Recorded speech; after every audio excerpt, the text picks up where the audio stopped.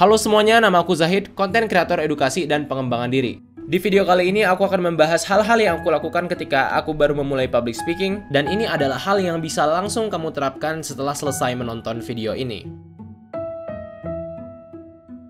Ketika baru mulai public speaking, yang biasanya terjadi pada kita adalah kegugupan yang menggebu-gebu. Aku masih ingat banget waktu pertama kali ikut lomba debat, dimana perutku tuh panas banget dan rasanya mau muntah dan pengen keluar ruangan dan pengen cepet-cepet selesai aja. Tapi sekarang, justru kesempatan berbicara adalah sesuatu yang aku tunggu-tunggu. Nah, gimana waktu itu caranya supaya aku bisa survive momen-momen kegugupan? Aku melakukan beberapa trik fisiologis yang memanfaatkan tubuhku supaya aku berada di kondisi yang paling efisien dan paling tenang, paling rileks untuk bisa menyampaikan poin-poinku dengan baik.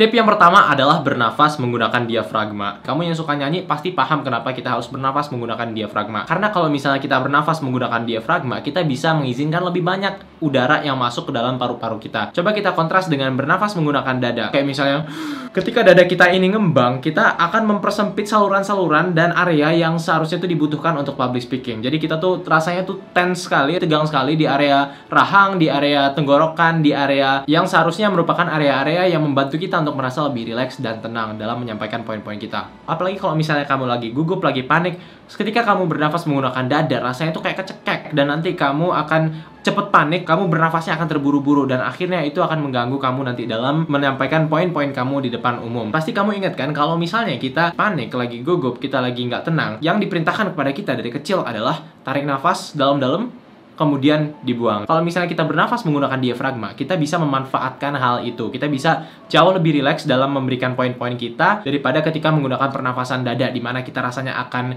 kejepit, di mana kita rasanya akan kecekek, rasanya akan sempit dan tegang. Cara bernafas menggunakan diafragma itu simple, dan aku yakin kita semua sebagai manusia pasti sudah pernah melakukan itu. Bedanya sekarang kita melakukan pernafasan dengan perut atau diafragma ini dengan tujuan tertentu.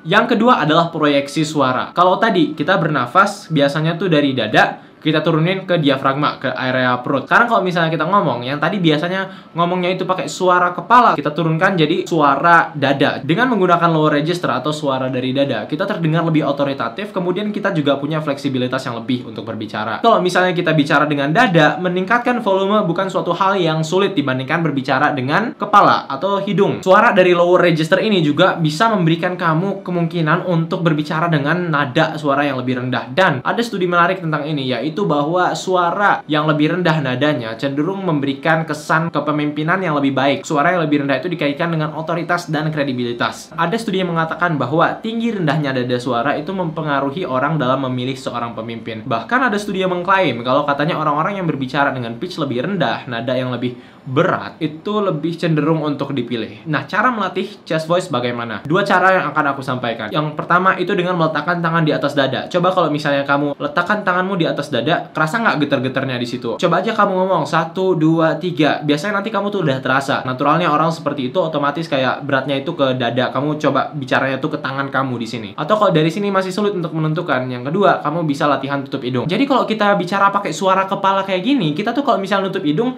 suara kita tuh bakal jadi kayak gini. Tapi kalau misalnya kamu ngomong pakai suara chest voice yang lebih otoritatif, yang lebih kredibel, kamu kalau latihan tutup hidung kayak gini, kamu masih terdengar biasa saja. Kamu masih bisa menyampaikan poin dengan jelas. Dibandingkan kalau kamu ngomong dari kepala seperti ini. Beda sekali kan? Ini dari kepala, ini dari dada. Ini dari kepala, ini dari dada. Kecuali pada huruf-huruf tertentu yang memang pelafalannya itu harus menggunakan hidung. Kayak NG, kayak huruf Tapi generally kalau misalnya kamu mau latihan ngomong pakai chest voice, coba tutup hidungmu dan bisa nggak ngomong jelas, ngomong seperti biasa tanpa ada perubahan suara jadi kayak chipmunk gitu. Dan tentunya nanti kalau misalnya kamu memakai suara dari hidung atau suara dari dada, itu tergantung pesan yang ingin kamu sampaikan, konteks dan sebagainya. Generally biasanya kalau untuk di kelas atau kegiatan-kegiatan akademis, intelektual dan sebagainya, kamu akan terdengar lebih otoritatif, lebih kredibel dengan menggunakan chest voice. Kecuali kalau kamu emang diperintahkan untuk acting sebagai Mickey Mouse. Mungkin kalau kayak gitu nggak apa-apa.